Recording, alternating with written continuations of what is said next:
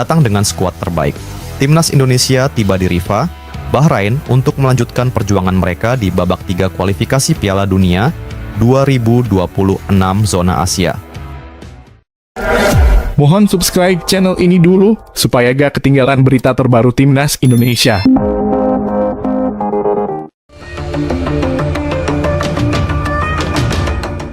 Baiklah, sebelum membahas berita utama di atas, kita bahas dulu 5 kabar terbaru Timnas Indonesia jelang menghadapi Bahrain pada 10 Oktober mendatang. Shin telah resmi memanggil 27 pemain untuk menghadapi 2 pertandingan kualifikasi Piala Dunia 2026 zona Asia. Nama-nama tersebut sudah diumumkan pada Rabu 2 Oktober 2024 pagi WIB. Justin Hubner dan Sandy Walsh dicoret Shin Tae-yong untuk laga Timnas Indonesia lawan Bahrain dan Cina. Shin Tae-yong terpaksa harus ambil keputusan tegas sebab hingga batas akhir pendaftaran pemain untuk laga melawan Bahrain, sejumlah pemain andalannya masih mengalami cedera. Tercatat ada 2 pemain yang mengalami cedera, yakni Justin Hubner dan Sandy Walsh. Absennya 2 nama di atas digantikan Shin Tae-yong oleh pemain lain. Eliano Reinders bisa diperankan sebagai wingback kanan, area yang biasa diisi Sandy Walsh. Sementara itu, posisi Justin Hubner dapat diisi back FC Twente, Mads Hilgers, yang siap menggila bersama Timnas Indonesia. Berikut adalah daftar lengkap 27 pemain Timnas Indonesia untuk laga melawan Bahrain dan Cina. 3 penjaga gawang masuk dalam daftar, yakni Martin Paes, Hernando Ari Sutaryadi, dan Nadeo Argawinata. Sementara di belakang, Shin memasukkan hingga 12 pemain. Mereka adalah Asnawi Mangkualam, Calvin Verdonk, Jordi Amat, Shane Patinama, Pratama Arhan, Sandy Walsh, Mads Hilgers, Jay Idzes, Wahyu Prasetyo, Eliano Reinders, Rizky Ridho, dan Muhammad Ferrari. Menariknya, 2 nama baru yakni Hilgers dan Reinders langsung dipanggil oleh Shin. Untuk Eliano, posisinya bisa bergeser dari belakang ke tengah, tetapi kali ini dimasukkan dalam deretan pemain belakang. Lalu, di tengah, ada 5 pemain yang dipanggil. Mereka adalah Ricky Kambuaya, Tom Hay, Marcelino Ferdinand, dan Ivar Jenner. Untuk lini serang, Shin memanggil 7 pemain. Malik Rizaldi kembali masuk dalam daftar skuad setelah pulih dari cedera. Ia akan ditemani Ragnar Oratmangon, Rafael Struijk, Witan Sulaiman, Hoki Caraka, Dimas Drajat, dan Egy Maulana Fikri. Selanjutnya, kiper Timnas Indonesia, Martin Paes mengaku kaget hidupnya semakin baik setelah resmi menjadi WNI. Terbaru, New York Times melakukan wawancara khusus dengan kiper skuad Garuda, Martin Paes. Martin Paes pun bercerita mengenai apa yang ia alami selepas menjadi bagian Timnas Indonesia. Paes sempat kaget, terutama dengan banyaknya perhatian yang ia dapatkan di media sosial. Saat ini, pengikut Instagram Martin Paes bahkan sudah 1,7 juta. Martin Paes pun mulai melakukan pendekatan yang berbeda dengan media sosialnya. Kini, ia tidak sembarangan lagi. Saat itulah saya merasa perlu menjalin hubungan dengan media sosial saya dengan cara yang berbeda, di mana Anda dapat menyingkirkannya untuk sementara waktu, karena hal itu bisa sedikit membebani, kata Martin Paes dikutip dari New York Times. Namun, Martin Paes tidak menyangka dengan banyaknya dukungan yang didapatkan di dunia nyata, terutama saat Timnas Indonesia berlaga di Stadion Utama Gelora Bung Karno. Sungguh tidak menyangka bahwa tiba-tiba kami dipuja oleh begitu banyak supporter yang luar biasa, tandasnya. Martin Paes menjalani periode yang menarik bersama Timnas Indonesia. Paes pertama kali mendapatkan panggilan dari skuad Garuda pada September lalu. Saat itu Martin Paes langsung menarik perhatian. Kiper berusia 26 tahun itu menjadi salah satu sosok kunci keberhasilan Timnas Indonesia meraih 2 poin dari Arab Saudi dan Australia. Kini, ia punya kesempatan lagi untuk menunjukkan kelasnya di panggung internasional, mengingat Paes kembali masuk daftar skuad Timnas Indonesia untuk laga melawan Bahrain dan China. Selanjutnya, calon wakil gubernur DKI Jakarta, Rano Karno merespons soal banyaknya pemain naturalisasi untuk tim nasional Indonesia. Saat ini, Rano mendukung adanya program naturalisasi yang dibuat oleh Persatuan Sepak Bola Indonesia atau PSSI. Sebab, menurutnya, para pemain keturunan Indonesia itu sangat dibutuhkan timnas untuk menghadapi kompetisi internasional. Kalau saya ngedukung banget naturalisasi. Cuman memang proses naturalisasi itu harus ada mekanismenya, enggak harus langsung diterima. Naturalisasi itu diperlukan karena memang kita memerlukan menghadapi event yang lebih tinggi. Katanya di Cikini, Jakarta Pusat. Alhamdulillah, sekarang U17 bagus, U20 bagus, senior bagus. Itu sebetulnya adalah cikal bakal dari naturalisasi yang memang diciptakan. Sambungnya.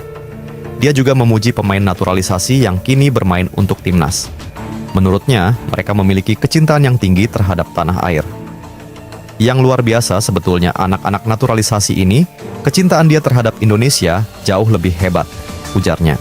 Pria berkumis ini juga menilai program naturalisasi yang diterapkan ini diikuti oleh negara tetangga lainnya, meskipun jumlahnya tidak sebanyak Indonesia. Misal Singapura juga naturalisasi, Malaysia, Vietnam gitu kan. Cuman Indonesia lebih banyak. Kita ada di Jerman, di Belanda. Tandasnya. Selanjutnya, Federasi Sepak Bola Dunia, FIFA memberikan reaksi soal laga timnas Indonesia kontra Bahrain dan Cina. Bahkan, FIFA menyinggung poin yang bakal diraih pasukan Shin Tae-yong setelah menghadapi dua tim dengan peringkat FIFA lebih baik dari Indonesia itu. Dua laga berikutnya menanti di bulan Oktober ini. Kira-kira berapa poin yang bisa diraih Indonesia? Tulis FIFA di akun Instagramnya, @FIFA-World-Cup. Pertanyaannya, berapa poin yang akan didapat timnas Indonesia setelah bersua kedua negara tersebut? Menurut laman footballranking.com, timnas Indonesia diprediksi akan mendapat tambahan poin sebesar 16,89 jika mampu mengalahkan Bahrain. Seandainya imbang, pasukan Shin Tae-yong mendapat tambahan 4,39 poin, dan jika kalah, maka skuad Garuda akan dikurangi minus 8,11 poin.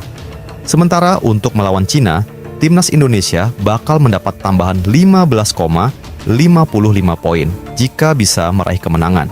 Kemudian apabila imbang, skuad Garuda akan tetap mendapat poin sebesar 3,5, dan jika kalah Jai Ijes dan kawan-kawan akan kehilangan 9,45 poin.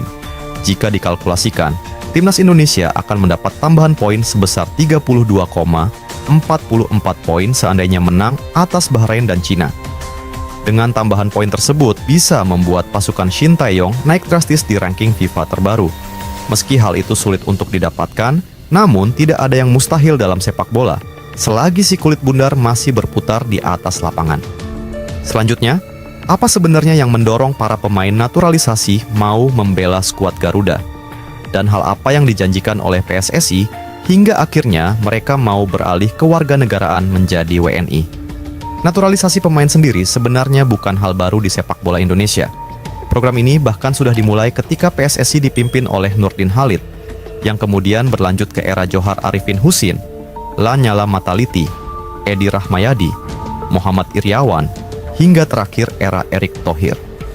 Untuk menjawab pertanyaan di atas, Ketua Umum PSSI periode 2011-2015, Johar Arifin Husin akhirnya angkat bicara.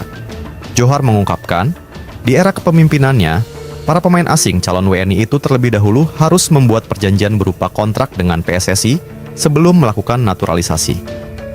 Dalam menyusun kontrak tersebut, pemain asing yang bersangkutan dapat menawarkan permintaan-permintaan yang dalam hal ini lebih cenderung berupa jaminan masa depan mereka di Indonesia kelak. Kontraknya itu harus memikirkan masa depan pemain asing calon warga negara Indonesia. Jangan kontrak hura-hura, kata Johar kepada awak media. Biasanya, kata Johar, para calon pemain naturalisasi itu meminta jaminan berupa dana atau pekerjaan. Ya tentu, mereka akan memikirkan masa depannya. Mereka main bola ini kan, punya masa depannya jelas pasti. Tentu adalah sesuatu yang, apakah dana, apakah pekerjaan, segala macam, ungkapnya.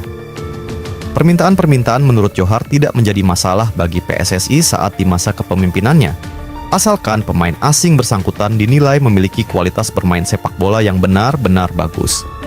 Sementara, soal pemain asing yang bersangkutan tersebut memiliki darah keturunan Indonesia atau tidak, itu bukan pertimbangan utama PSSI di masanya bertugas.